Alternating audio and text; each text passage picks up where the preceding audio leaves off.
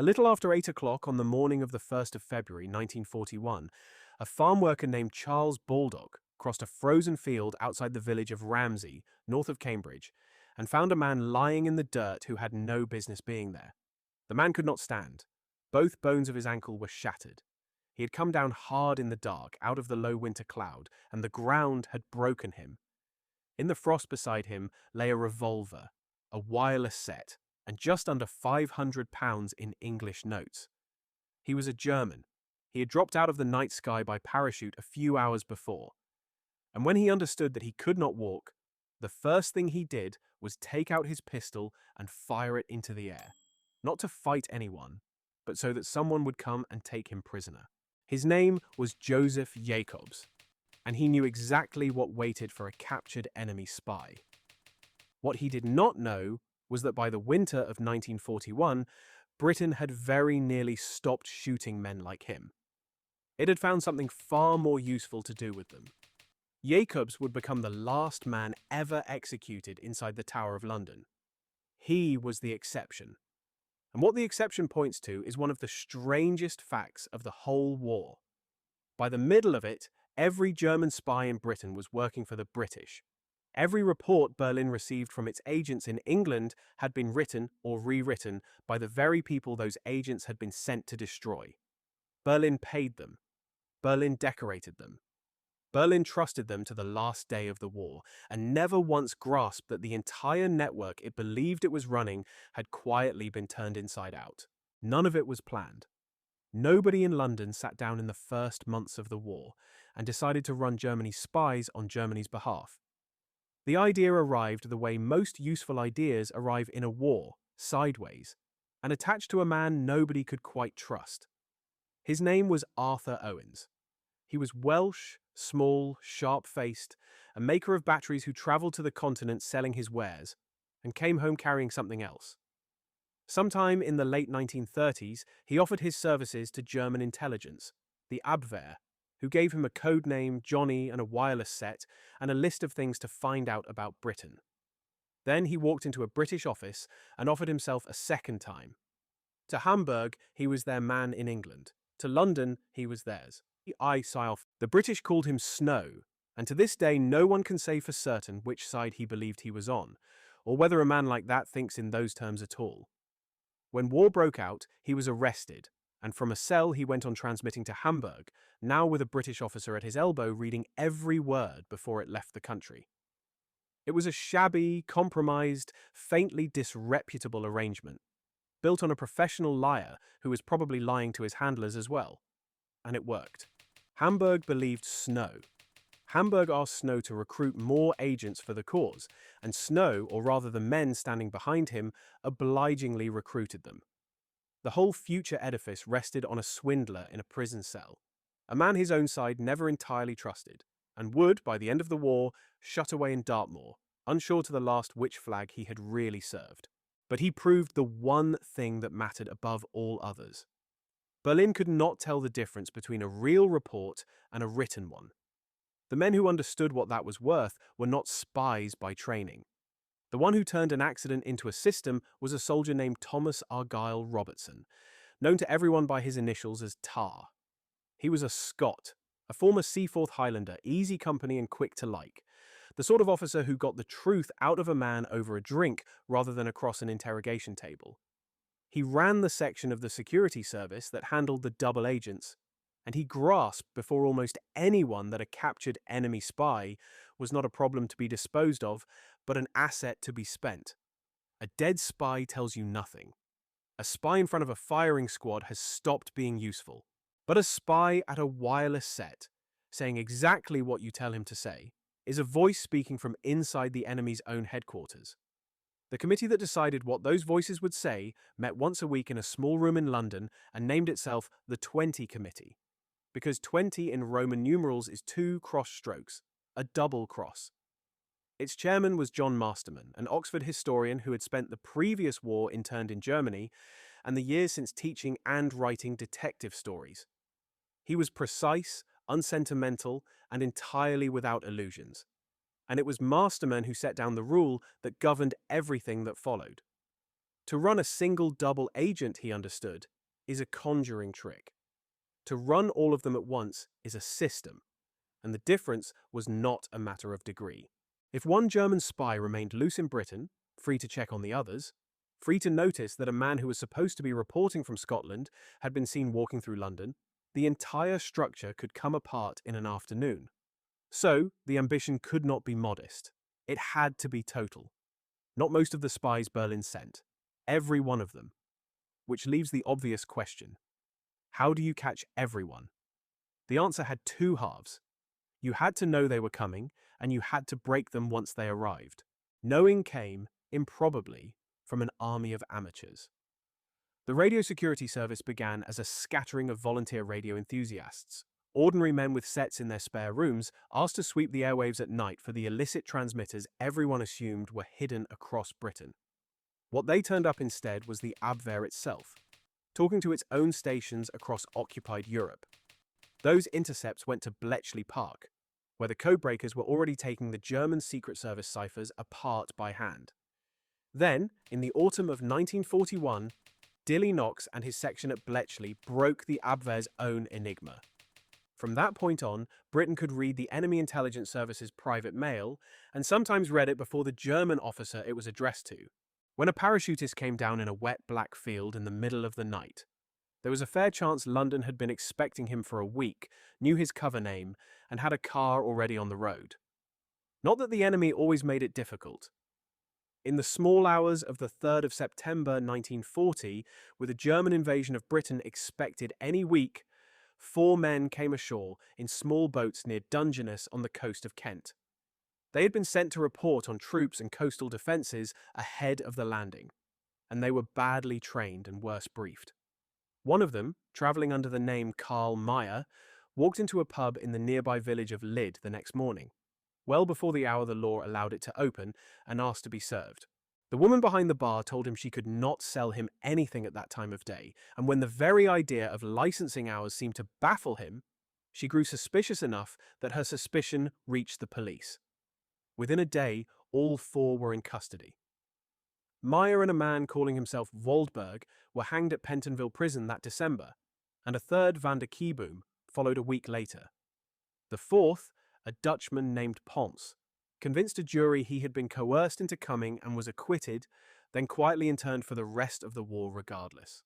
It was the sheer crudeness of it that showed the men in London how much room they had to work in. An enemy that sent agents who could not order a drink without giving themselves away to a village publican was an enemy that could be persuaded, for years on end, to believe in agents who did not exist at all. Breaking came at a country house. Captured agents were taken to Latchmere House, a heavy Victorian mansion on Ham Common southwest of London, known inside the service by a number and nothing else, Camp 020. It was run by Robin Stevens, a lieutenant colonel with a monocle fixed permanently in one eye and a rage he wore like a uniform, which is why the men who passed through his hands called him Tin Eye. He was a gifted linguist and by every account terrifying, and his central instruction to his interrogators reads at first like the opposite of what such a place would order: never strike a prisoner. He set the doctrine down in writing, in a document later published as a digest of the camp's methods, and his reasoning was not mercy, but efficiency. A man who is beaten, Stevens argued, will tell you whatever it takes to stop the beating, and most of what he says will be worthless. A man broken by other means will give you the truth.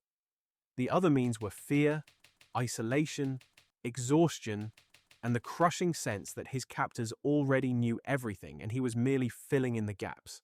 It is only fair to say the released files are not entirely kind to that clean self-portrait. There is evidence of mock executions at the camp, of pressure that ran well past the doctrine on paper. Stevens ran a hard place and preferred to describe it as a scrupulous one. But the claim at the heart of it held up where results were counted. The camp turned men. It turned almost all of them. One of the files that crossed Stevens's desk belonged to the parachutist from the frozen field. In the papers that survive, it is Major Stevens who arranges where Josef Jakobs is to be held. Stevens who presses to get him back from the hospital where his shattered ankle was being pinned and set. Stevens who signs the reports. The same officer who wrote that you must never raise a hand to a prisoner was managing week by week the fate of a man who had fired his pistol into the winter sky so that someone would come and take him. Jakobs, as it turned out, was one of the few who could not be turned. Most could. And once a man agreed to work, the labor moved to the wireless, where a stranger and more delicate skill was required. Every telegraph operator has what the trade calls a fist. It is the small, unrepeatable rhythm in the way he taps out Morse, the length he holds each stroke, the hesitations, as personal as handwriting. The German station listening from Hamburg knew the fist of every agent it had trained. So, when the British took over a captured man's set, the officer sitting down at the key could not simply send the correct words. He had to send them in the correct hand, close enough to the captured operator's own touch that a listener half a continent away would never feel a stranger had taken the chair. Some agents were made to transmit under supervision, their own fingers on the key and a pistol somewhere in the room. For others, the British studied the fist until they could become the man.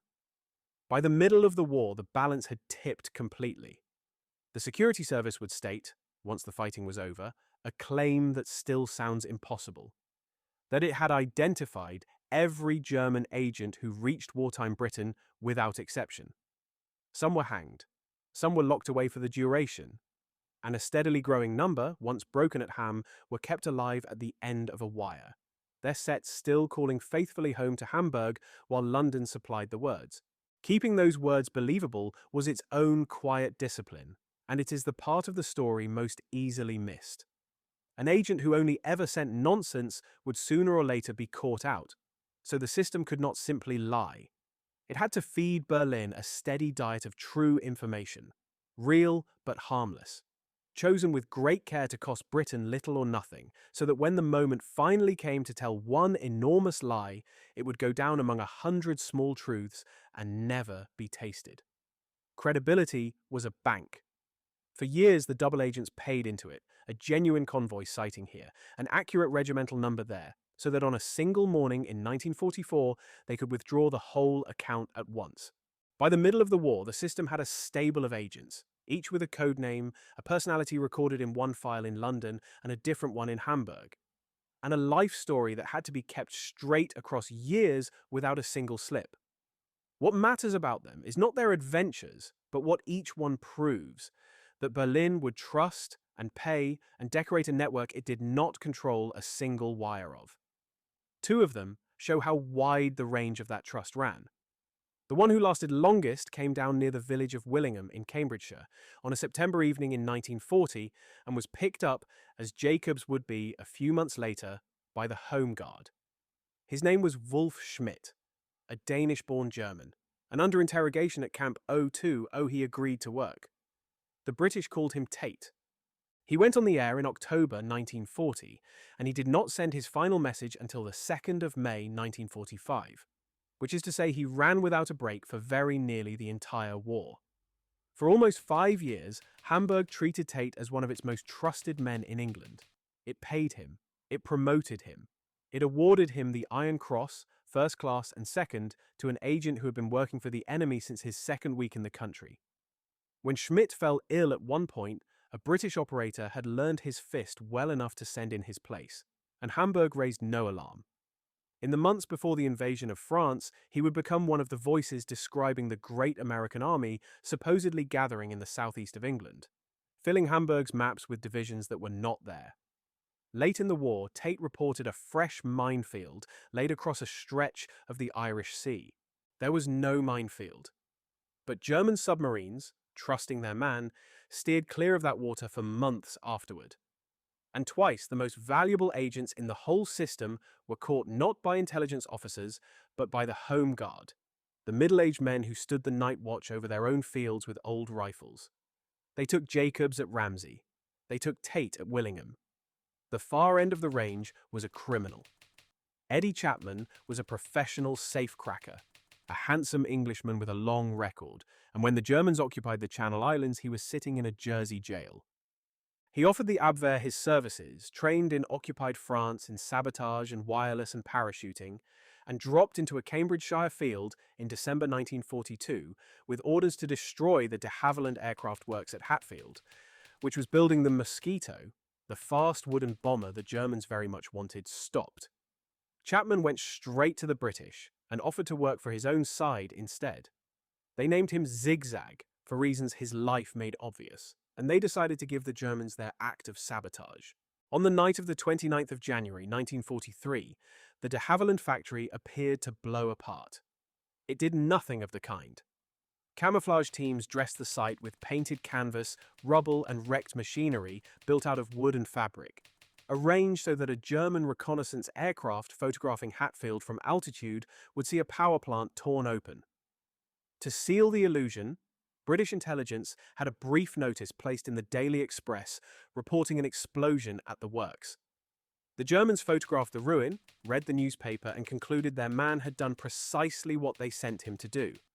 They paid him 110,000 Reichsmarks, offered him a yacht, and made him the only British subject ever awarded the Iron Cross.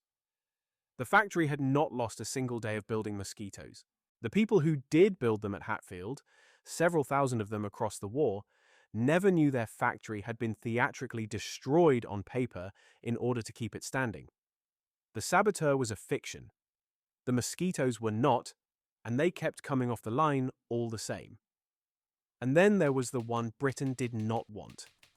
Juan Pujol Garcia was a Spaniard from Barcelona who had come out of his own country's civil war with a fixed hatred of fascism and no qualification for anything in particular. He decided, more or less on his own initiative, that he would fight Hitler, and he went to the British in Madrid and volunteered as a spy. They turned him away. He came back. They turned him away again. He tried a third time and was refused a third time, because on paper he was a nobody with access to nothing worth having. So he manufactured the access. Pujol went to the Germans instead, presented himself as a fanatical supporter of the Reich who could travel freely to Britain, and, the moment they took him on, began spying on a country he had never once set foot in. He wrote his reports from Lisbon, working from a tourist guidebook, a railway timetable, a map, and a magazine about the Royal Navy, assembling in England out of a public library. He invented informants. He invented a whole ring of sources reporting up to him. He invented a convoy of ships sailing out of Liverpool, and the invention was detailed enough that the Germans, acting on it, sent aircraft and submarines to hunt a convoy that did not exist. British intelligence, reading the German traffic through Bletchley, watched the enemy chase a phantom conjured by one man at a desk in Portugal, and finally understood what they were looking at. The volunteer they had rejected 3 times had built alone and from a guidebook a better deception than they had. They brought him in and gave him a case officer, Thomas Harris, an art dealer of Spanish blood with an imagination the equal of Pujol's own. Together they took the code name Garbo after the greatest performer they could name, and they grew the fiction into an empire. Garbo's network eventually numbered more than 24 sub-agents, and not one of them was real. Each had a name, a job, a temper, a reason to know the things he claimed to know.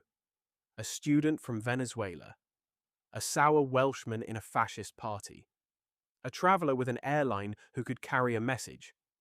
Each was paid a salary that Berlin transferred, in perfect good faith, into accounts that funded a story.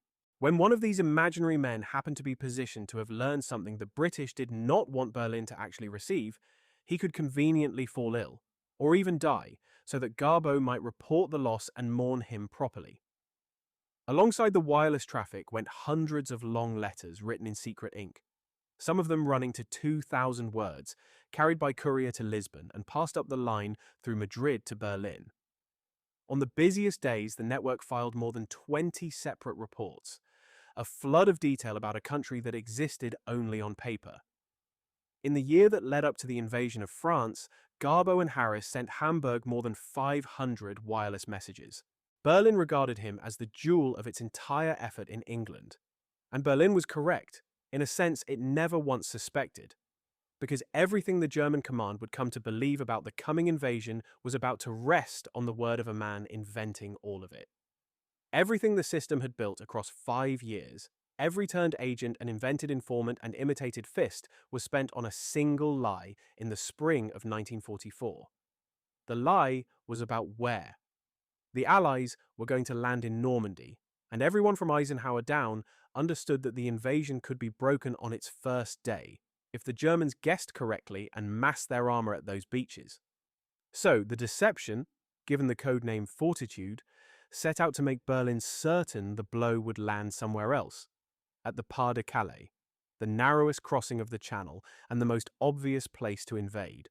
Normandy, when it came, was to be sold as a feint, a diversion designed to pull the German reserves south so that the true assault could follow weeks later against Calais. To sell it, the deceivers raised an army that was not there. The First United States Army Group, FUSAG, existed almost entirely as a pattern of invented radio traffic and double-agent reports, thickened here and there with dummy landing craft and inflatable tanks, all of it pointing across the water at Calais. And they placed at its head the one American general the Germans genuinely feared, George Patton, precisely because Berlin would expect the commander it respected most to lead the main attack. Every double agent in the system was turned to face this one story. Month after month, their reports described the divisions gathering in Kent and Sussex, the unit markings, the shoulder patches, the whole weight of it leaning toward the Pas-de-Calais. The keystone was Garbo.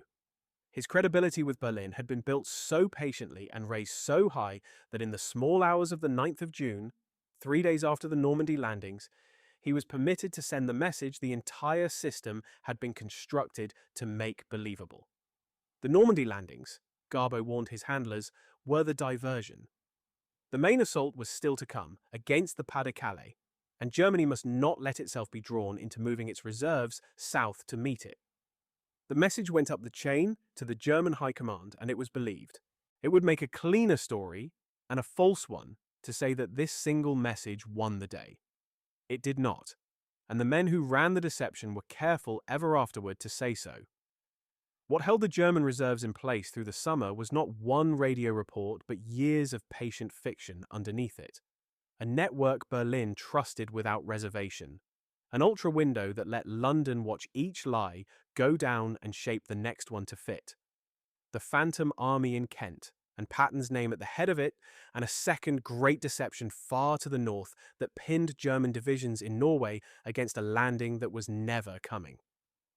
Garbo's message of the 9th of June was the keystone, not the arch. But the arch held. The strong reserves near the Pas-de-Calais stayed where they were, waiting for Patton for weeks after Normandy, while the real invasion dug in and grew impossible to throw back into the sea. The German command stayed braced for the main blow at the Pas-de-Calais, and its strongest reserves were held there even as Rommel argued for armor to be released toward Normandy. The divisions that might have driven the landings back into the sea were never sent, because to send them would have meant uncovering the coast where the real invasion was still expected to fall. And here the paradox at the center of the whole thing finally stops being one. The German network in Britain was flawless precisely because it did not exist. A real spy can be wrong. A real spy can lose his nerve, contradict his last report, be seen where he has no business being, be caught. The agents Berlin trusted at the Pas-de-Calais could be none of those things, because there was nothing there to catch. They were never mistaken, never late, never frightened, and always standing exactly where the deception needed them to stand. Berlin had staked its reading of the entire invasion on the most reliable sources it had ever run in its life. And every last one of them was a signature in a file in London. Which brings us back to the field outside Ramsey and the man who fired his pistol at the sky. Josef Jakobs was the exception that takes the measure of the rule. He came too late and too broken to be of any use to anyone. By the start of 1941, the machine was already closing over every agent Berlin sent, and there was almost nothing in a man like Jakobs it could use. He could not stand. The only person in all of England he was able to name was a woman called Lily Nips, a German Jewish refugee he had met at a Berlin tennis court in 1938, and helped, in the years before the war, to get the papers she needed to leave Germany. Now, officers of the security service sat in her flat in North London and took down her statement. And when they showed her his photograph, she recognized him at once. The one human tie the spy had in the country he was sent to betray was a woman he had once saved, and it bought him nothing. He was tried by court-martial, and on the morning of the 15th of August 1941, he was carried out to the small rifle range inside the Tower of London, tied into a brown Windsor chair because his shattered ankle would not let him stand, and shot by 8 guardsmen. He was the last man ever executed within the walls of the tower. 16 enemy agents in all were put to death in Britain under the Wartime Treachery Act, and each of those 16 marks a spy the system could find no use for. Against them stands a far larger number who were never tried at all, because a man at a wireless in London was worth more alive than any of them was worth dead. The one who mattered most of all ended the war decorated by both of his enemies. On the 29th of July, 1944, with the deception still holding fast, Berlin awarded Garbo the Iron Cross, a decoration normally kept for courage under fire for his services to the Reich. His case officers had to invent a plausible reason a mere civilian agent could ever have received it. A few months later, on the 25th of November, King George VI made Juan Pujol a member of the Order of the British Empire. He is very likely the only man in the war honoured by Britain and by Germany both, for one and the same piece of work, which was the lying he did to Germany. He did not trust the peace that followed. Afraid the Nazis he had fooled would come hunting for him once the war was over, Pujol arranged, with a final piece of help from British intelligence, to vanish. Word was quietly put about that he had died of malaria in Angola in 1949. He surfaced instead in Venezuela, where he ran a bookshop and a gift stall and told not a soul what he had done. For 35 years, the man who had helped guard the secret of D-Day was officially dead. He was found alive in 1984, an old man in Caracas, and brought back to Normandy to stand on the beaches his fiction had helped to hold. He died in Caracas in 1988. The others faded back into ordinary life. Tate, who ran longer than any of them, was never exposed. His wireless simply went silent in May 1945, and he lived out a long, quiet life as a photographer in an English town. His neighbours none the wiser that Hamburg had once pinned the Iron Cross on him. Eddie Chapman, the safecracker who blew up a factory that was never touched, was let go by the service, wrote his own story, and stayed strangely fond of the German officer who had trained and trusted him until his death in 1997. None of this comes out of a textbook. The files are real, they have been opened, and we read them. The papers on Josef Jakobs, the parachutist from the frozen field, run all the way down to the surgeon's own note that the bones of his ankle had been splintered by the direct impact of the ground on landing. Eddie Chapman's file records, in the government's flat official hand, that he was awarded the Iron Cross of the enemy he was secretly working against. These were real men, with real names, and the record of what was done with them survived to be read. Most of them left no monument, and neither did the people who caught them. The Home Guard sections who arrested 2 of Germany's parachuted agents in their own fields. The wireless amateurs who gave up their nights to the listening service and found an enemy nobody else had heard. The factory hands at Hatfield who built the aircraft a fictional saboteur only pretended to destroy. If your father or your grandfather stood a night watch in the Home Guard or sat with the headphones on for the radio security service, or worked one of the shadow factories through the war, the chances are no one ever told you which small piece of this he was holding. If you carry a name and a place, leave it below. That is how these things stay remembered. Berlin spent the whole war certain it had eyes inside England. What it had instead was a room in London writing both halves of every conversation, and a handful of men and women who had understood that the most dangerous thing you can do to an enemy is not to silence his spies at all. It is to let them keep talking, and to answer for them. The German network in Britain worked perfectly to the last day of the war. It had never, from almost the very beginning, existed.